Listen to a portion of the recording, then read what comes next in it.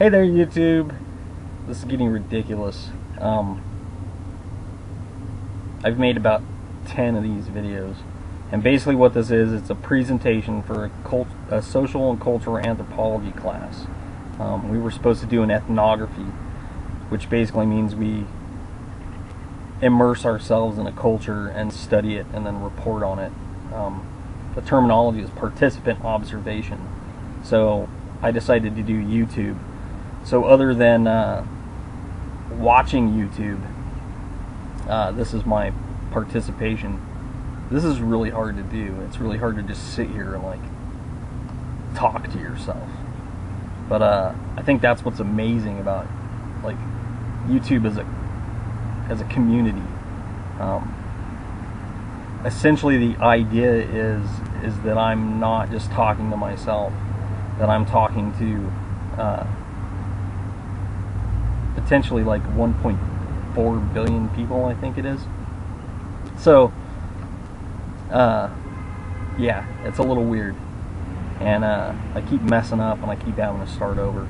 But anyway, I'm just gonna kind of roll with this. I've totally thrown away my script. I'm totally just gonna kind of talk about my experience.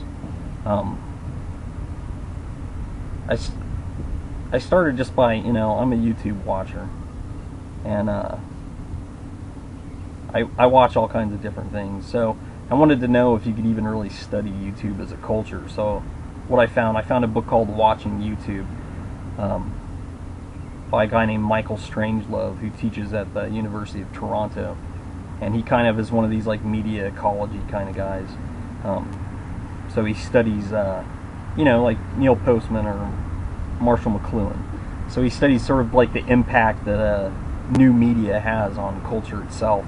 And what he ends up doing is having his class participate in the YouTube culture to kind of study it, like I'm trying to do. Another guy is another Michael Wesch. He does sort of the same thing at the University of Kansas. So I have this YouTube channel. I have videos by both of those guys put up, and I have a majority of the videos that I've watched over the course of this semester that sort of were my the basis for some of my ideas that I came up with.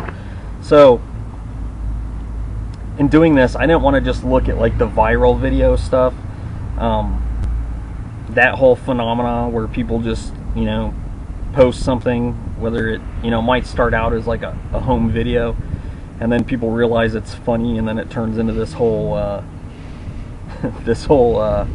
thing where people are passing it around and people do parodies on other things, or even any of the parody stuff or the funny stuff that we all watch. But I kind of wanted to look at like this breakdown. The YouTube community is really sort of like fractured and fragmented, and you have this breakdown of cultural relativity, where cultural relativity is the idea that no one culture is better than another, or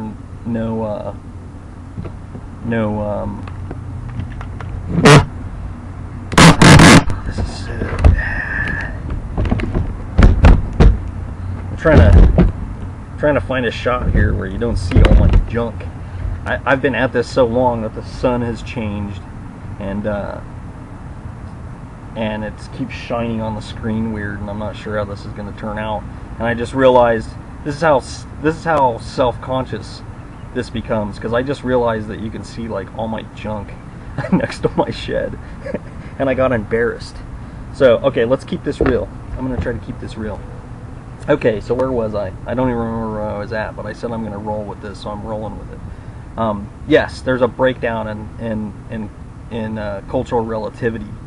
So instead of having this concept where there's no real like monopoly on truth or whatever, you have people that do these opinion pieces.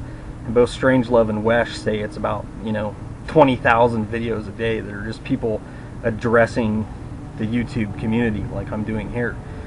And a lot of them are just articulating their opinion.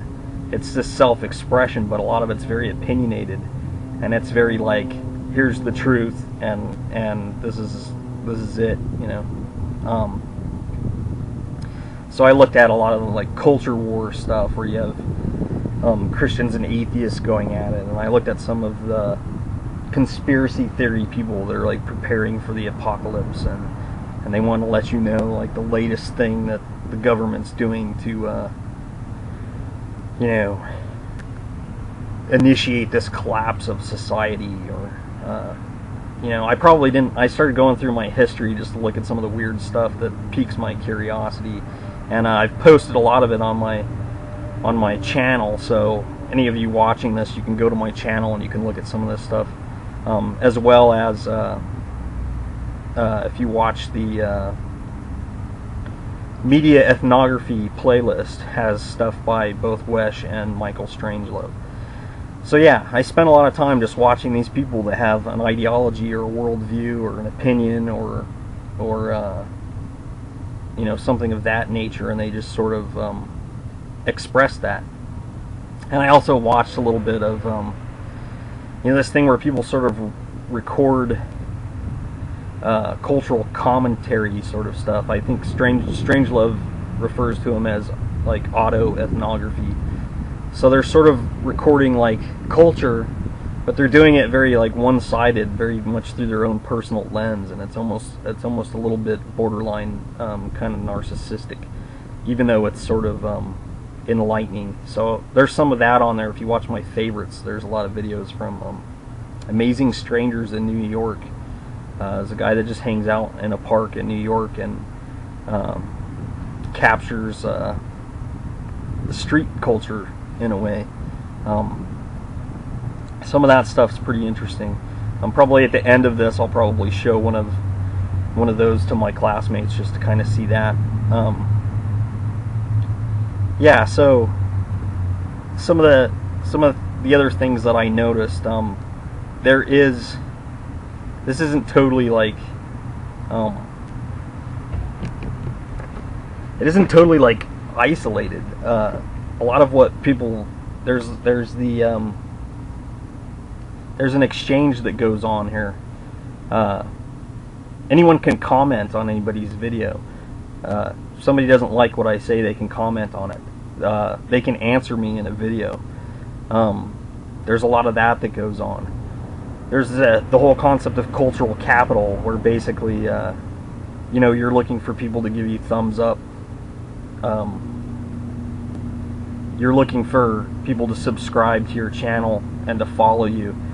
And so the people that have their channels and they have these opinion pieces, you know, that's sort of like how you can kind of judge like the value, you know, the value of it all.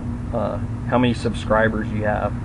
The subscribers, I guess it kind of like evolves. If you get subscribers, like you're no longer just talking to your laptop hoping that somebody's going to watch it. People actually start watching, and then you sort of feel obligated to those people.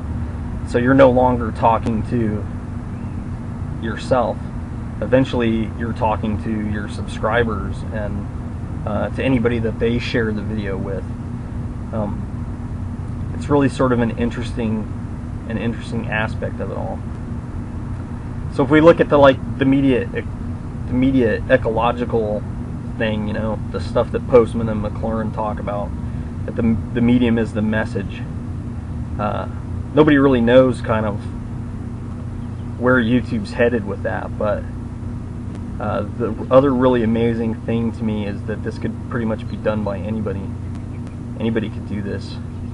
You just need a laptop, you know, and a subscription. It's free. So if the medium's the message, then with YouTube, we become the medium. And my question is, what's your message? You know, what would you share if you were on here? I feel like I kind of just really scratched the surface. I didn't participate as much as I could have, and this definitely isn't an opinion piece. It's just information. Please watch some of my other stuff. Hopefully it inspires you a little bit, and hopefully you enjoy it. Thanks for watching. Bye.